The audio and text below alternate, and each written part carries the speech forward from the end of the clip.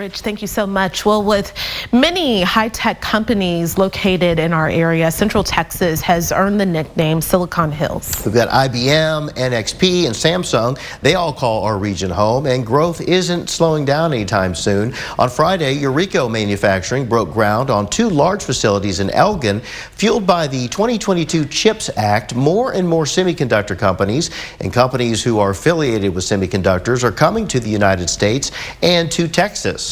For UT students going into the industry, that means more job opportunities.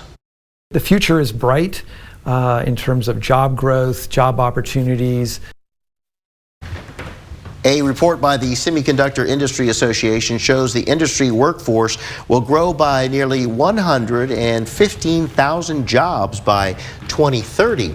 Looking at depth now, last September, Samsung announced a $37 million commitment to UT in order to bolster a semiconductor ecosystem in Central Texas.